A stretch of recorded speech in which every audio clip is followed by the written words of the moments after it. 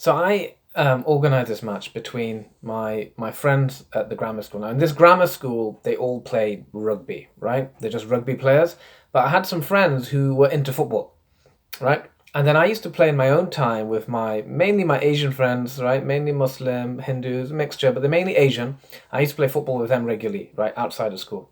So I told some of my mates at grammar school, said, "Hey, why don't we just, let's do a match. Do you want to play my mates, right? They're mainly Asian, they're good footballers. Why don't we play?" And it was kind of like a bet, right? I mean, I'm a Muslim, I don't bet, but I said, "Look, we're probably going to thrash you, but why don't we play? It'll be a good match. You guys, organize yourselves and you play my team." And so I remember the guy I was organizing it with is a guy called Sean, I think. So Sean was like, "Yeah, we'll organize our team. We'll get our rugby lads who are into football. We'll play your Asian team, right?"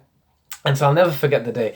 So I went and my Asian friends, like, they were much more talented than the rugby guys, right? They were like it was like Brazil, yeah, it was like Brazil versus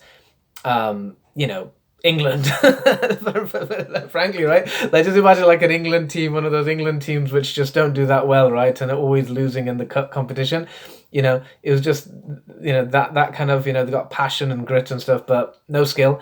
And these Asian players who I used to play with, they're just so skillful, great dribblers, great finishers, great, every player for player, each player was better. So we were just so confident, right? So I remember the day we came into the match.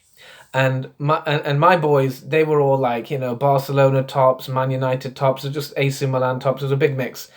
And then we're a bit surprised. They were hosting it. And then when we came to Sean's, like, first of all, we came to the venue, we had no idea. It was an actual village football pitch, right?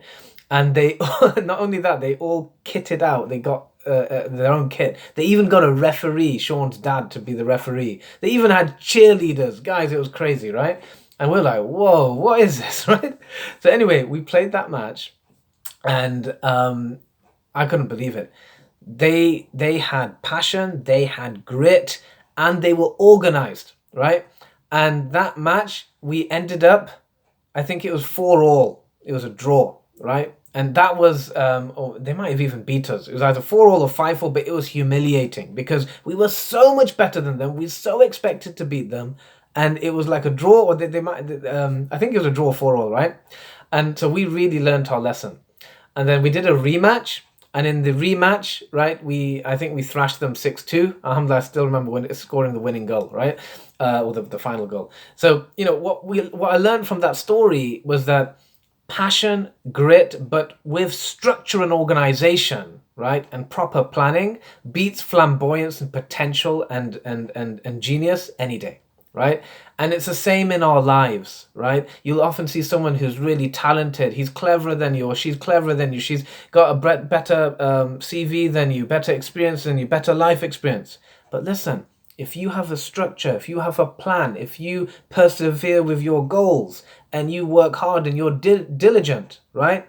Grit and perseverance and proper planning and execution and massive action taking will always defeat talent and flamboyance. Hope you enjoyed that story and the message from it. I'm Tushar Imdad. Take care. Assalamu alaikum.